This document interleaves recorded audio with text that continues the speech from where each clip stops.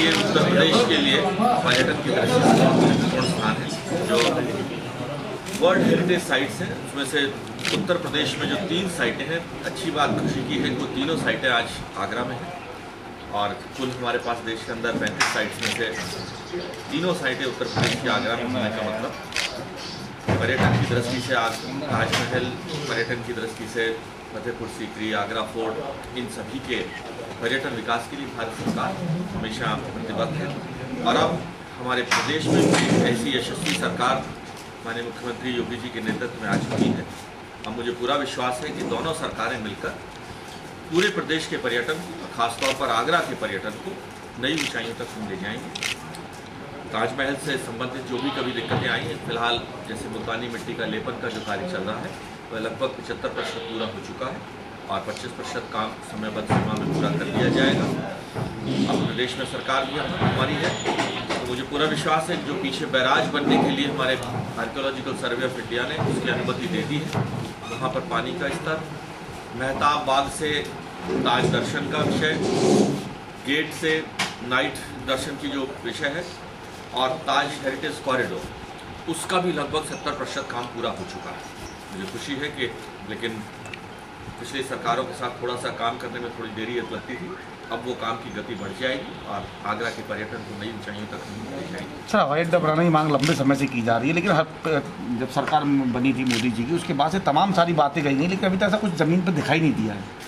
देखिए, आप ताजमहल सिर्फ आगरा का पर्यटन केंद्र नहीं होगा।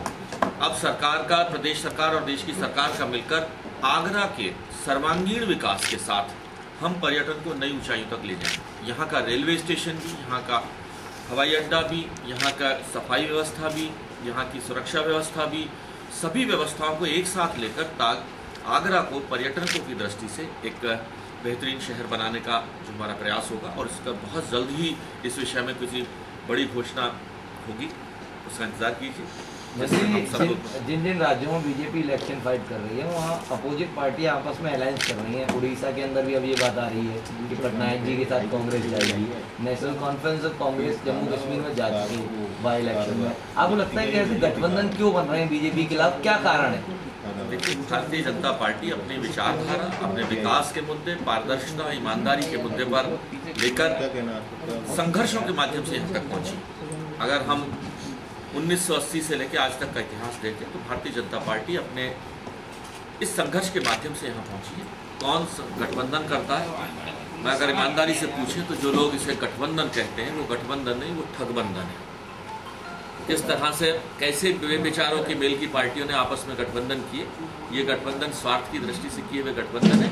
और उत्तर प्रदेश में गठबंधन हुआ था, उसका हर्ष आपके सामने, और भी कहीं पूरे देश में होगा तो वो भी आपके सामने आएगा। मुख्यमंत्री स्वयं सनातन धर्म की दिशा और दशा में चलते हैं। आगरा में अगर बात की जाए तो संस्कृति की एक पूरी झलक नजर नहीं आती है, तो संस्कृति को बढ़ावा देने के लिए क्या कुछ रहेगा, क्या कुछ योजनाएं हैं? देखिए, भारत की संस्कृति है सर्वे भवन्तु सुखिनः, भारत की संस्कृति है वसुधैव कुटुम्बकम्। अब इसकी झलक देश के अंदर आदरणीय प्रधानमंत्री मोदी जी के नेतृत्व और उत्तर प्रदेश में योगी जी के नेतृत्व में भारत की संस्कृति की झलक पूरी तरह से भरपूर नजर आएगी, पूरे उत्तर प्रदेश में नजर आएगी, पूरे देश में। मंत्री राम मंदिर